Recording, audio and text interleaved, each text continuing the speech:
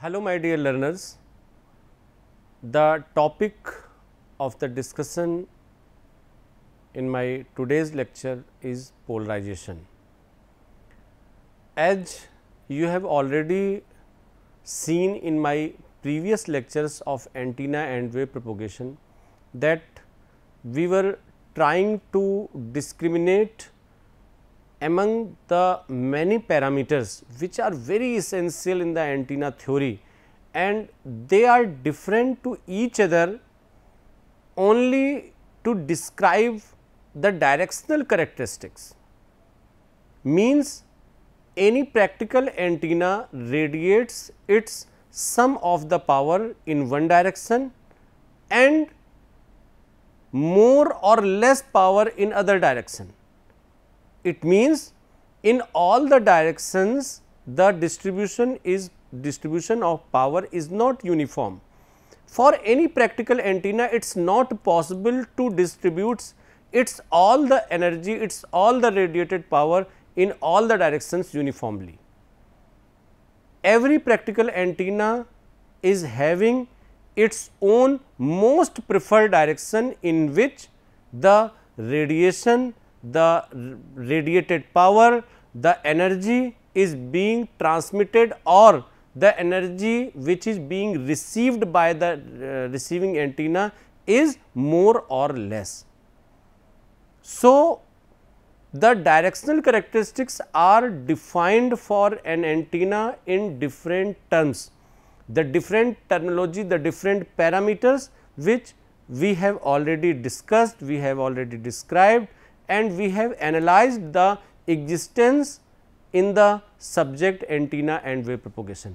Today our topic is polarization. It is also the analytical topic to understand what happens when electromagnetic waves are generated by of the physical structure of an antenna, and when it comes into the free space, how these electromagnetic waves are propagated. What is the polarization? So, let us start with the theory of polarization. Polarization is the phenomena of electromagnetic waves which are radiated from an antenna, and they are having a direction of its electric field in free space. This scenario of the electromagnetic radiation is known as polarization, and it is held in the free space. The polarization is defined as the figure traced as a function of time by the tip of the instantaneous electric field vector at fixed location in free space observed along the direction of propagation. The direction of electric field vector in free space after the radiation from an antenna is known as the polarization. The polarization of an antenna is the polarization of the wave radiated by the antenna in the far field. Polarization is captured only in the far field from the antenna, not in the near field, because polarization is referred to only those points which are very distant from the antenna, because radiation is concerned. So, in the far field region, the radiated field essentially has an spherical wavefront with E and H fields transverse, and generally the polarization is the factor which is very common to understand for every specific antenna. Means the orientation, the position, the location, the structure, the physical phenomena of an antenna is directly related to its polarization.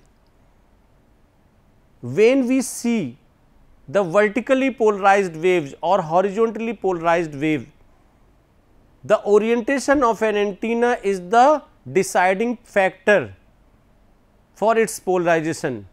Suppose if we take an example of a vertically placed, suppose in a spherical coordinate system, a vertically placed half wavelength dipole antenna is always having the vertical polarization.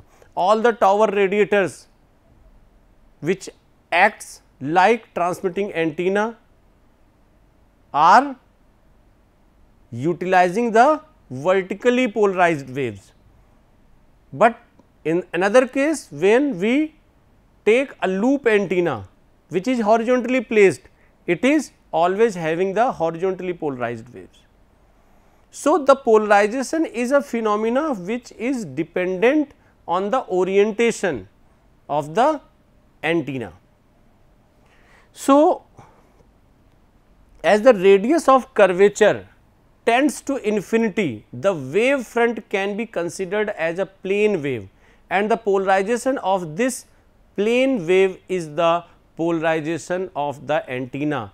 You can understand this theory by the basic principal operation of an antenna in communication system, in a wireless communication system, where there are two antennas which are placed at some distance, a transmitting antenna and a receiving antenna.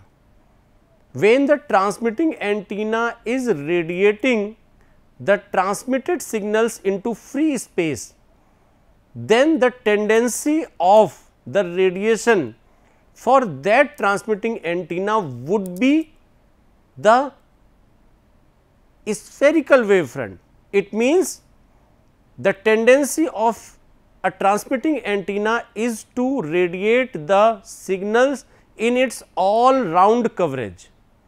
Although it is not possible to adopt the property of an isotropic radiator, but the transmitting antenna is always radiating its signal in the form of spherical wavefront.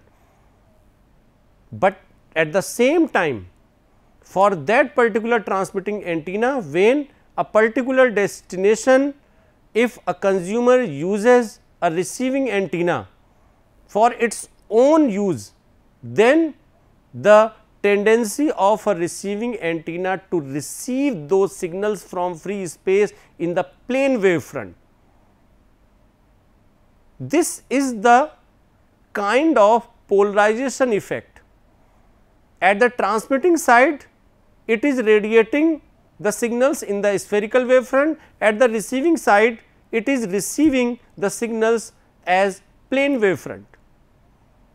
The simple theory is that at the transmitting end, the antenna wants to polarize its all the radiations, its all the electric field vectors in all the directions, but the receiving antenna acts like a radiator which wants to receive the radiation from one particular direction only. That is why the plane wavefront is adopting for a particular location for a particular receiving antenna. You can understand the theory of polarization from this particular significant example. Polarization of a plane wave describes the shape, orientation and sense of rotation of the tip of the electric field vector as a function of time in the direction of propagation. What are the different types of polarization?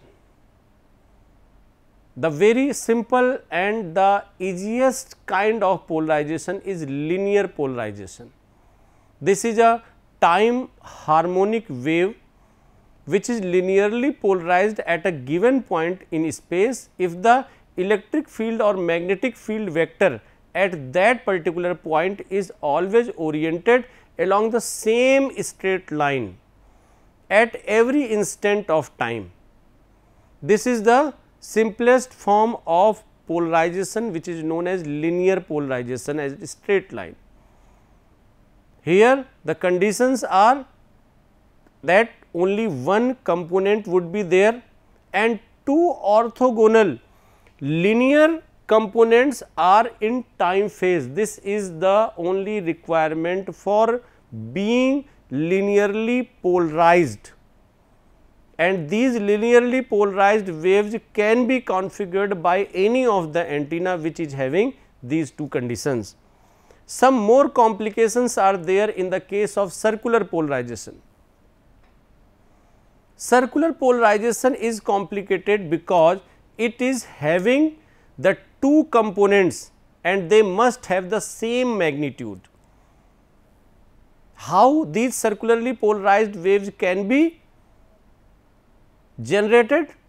Obviously, linearly polarized wave, either it may be vertically polarized or it may be horizontally polarized.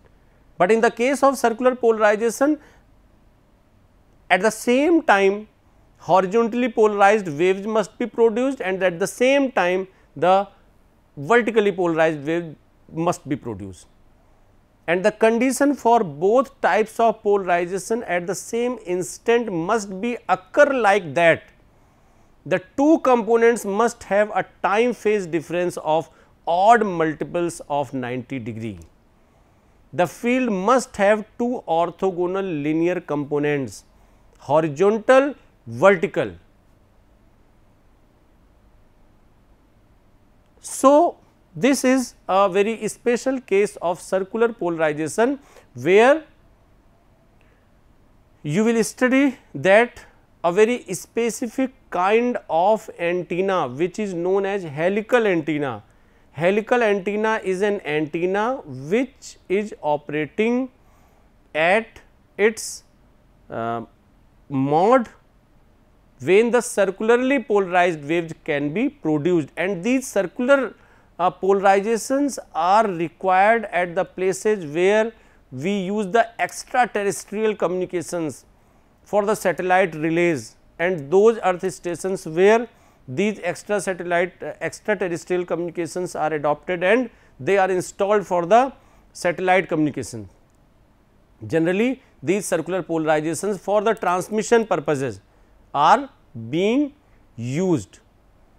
So, a particular condition for getting this circular polarization by elliptical polarization is the generalized form, but the circular polarization is a special form.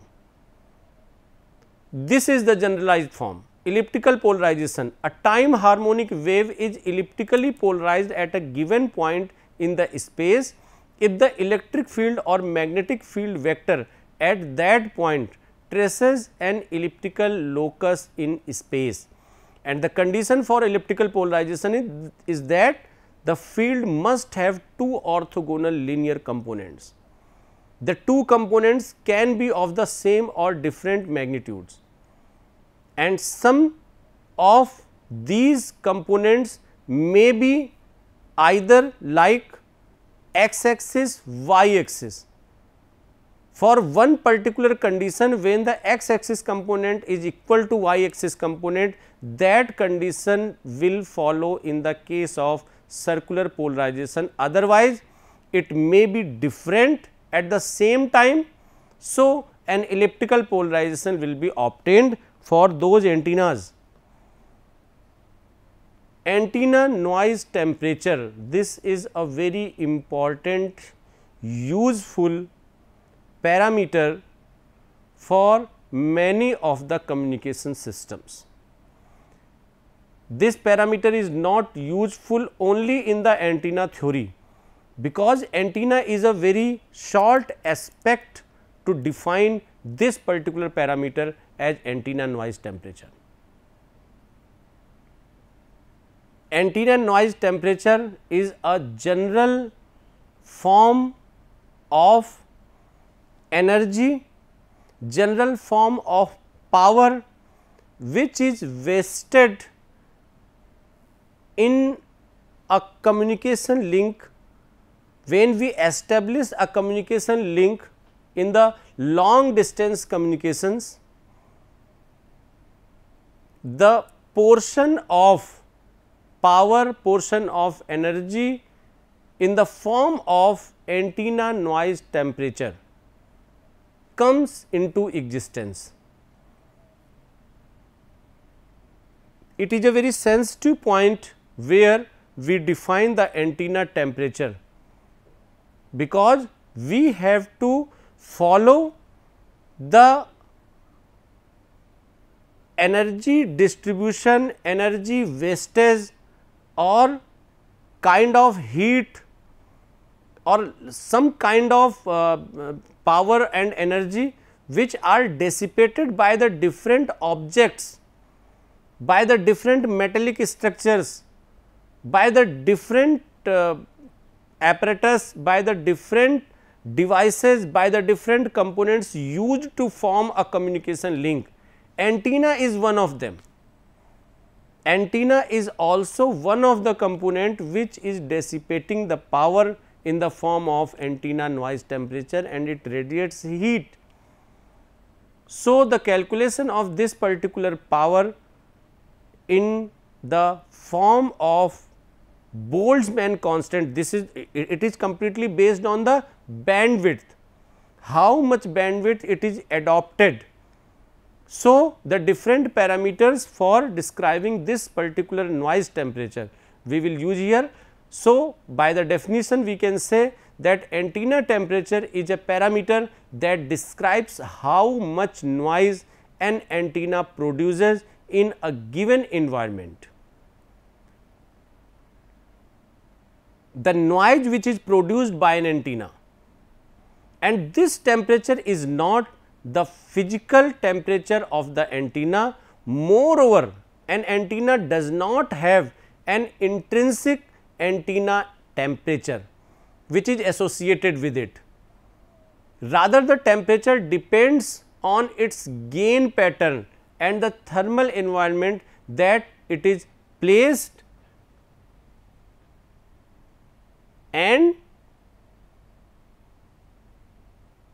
antenna temperature is also sometimes referred to as antenna noise temperature. Antenna temperature, antenna noise temperature, both parameters are same, but the temperature which is raised and which is preferably counted in the communication systems in the antenna theory, it is just because of the noise. That is why it is known as the antenna noise temperature. If you see this diagram, you can understand this is the diagram of a dish antenna, and how the antenna noise temperature comes into picture. This is just because you can understand that this is 150 Kelvin and this is approximately 300 Kelvin. It means the effect of that temperature the antenna is absorbing, antenna is radiating, and the complete total resultant power, either it may be radiated or it may be receiving, the total radiating power, the total received power, it is captured and it is effectively handled by the temperature which is raised just because of the environment, just because of the antenna metallic structure, or just because of the simple its noise around it. So, to define the environment, we will introduce a temperature distribution. This is the temperature in every direction away from the antenna in spherical coordinates. For instance, the night sky is roughly 4 Kelvin, and the value of the temperature pattern in the direction of the earth's ground is the physical temperature of the earth's ground, and this temperature distribution will be written as T theta phi for the different directional emphasis or orientations in terms of theta and phi. Hence, an antenna's temperature will vary depending on whether it is directional and pointed into space or staring into the sun. These are some advanced features to calculate the temperature, the antenna temperature, the antenna noise temperature.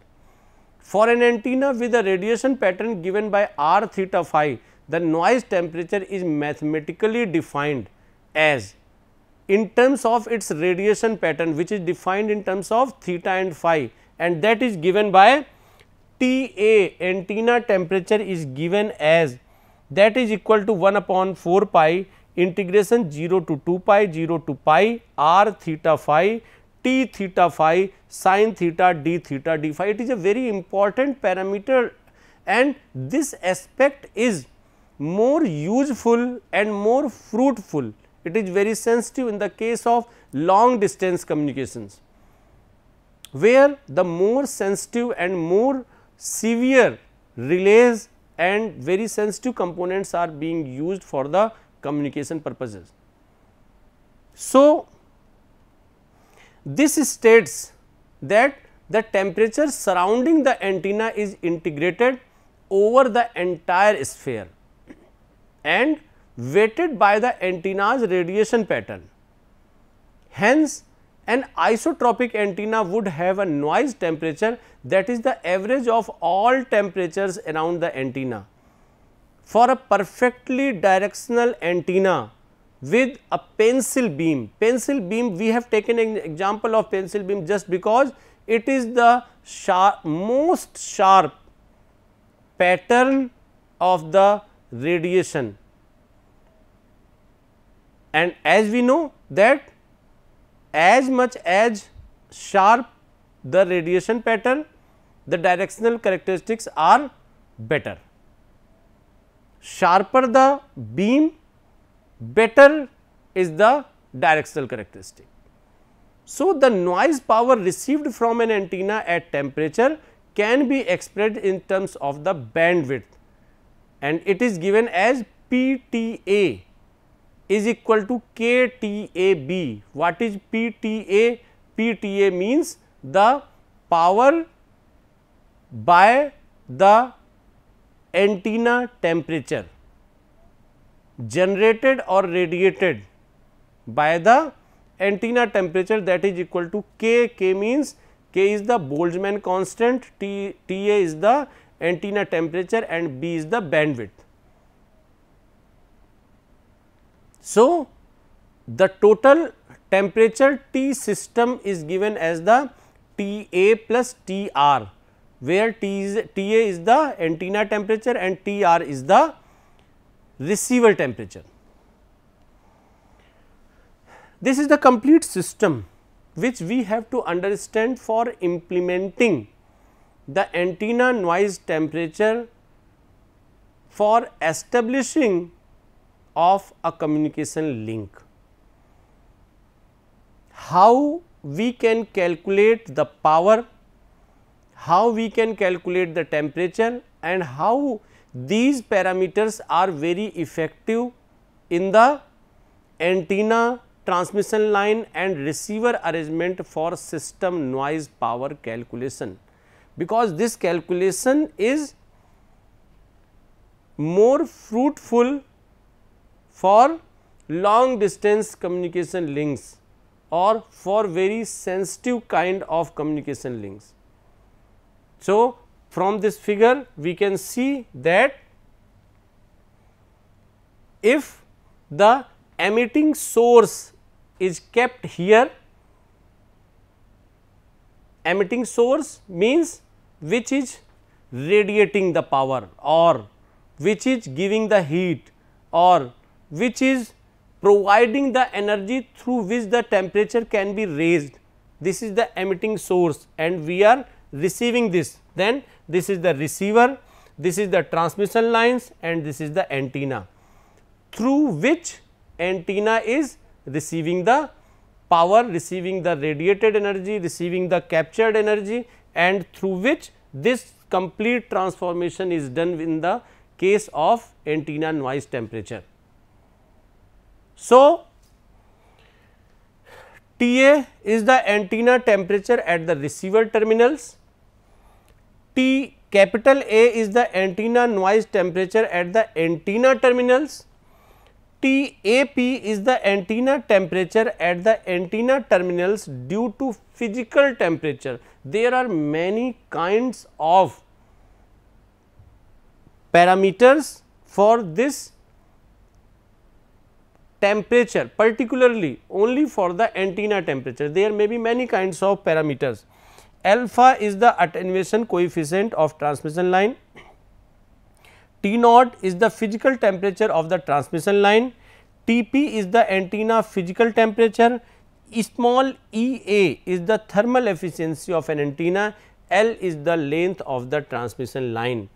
Here this whole theory is adopted, and by using the different phenomena we can calculate the system noise power, and we implement this calculated system noise power for designing a complete link. So, I tried to focus some of the relevant things related to antenna noise temperature in my today's lecture. Some of the aspects for the communication, for establishing a communication link have been initiated, and I will try to incorporate very important aspects for establishing a complete communication link in my next lecture. So, thank you very much for watching me on this video. Thank you.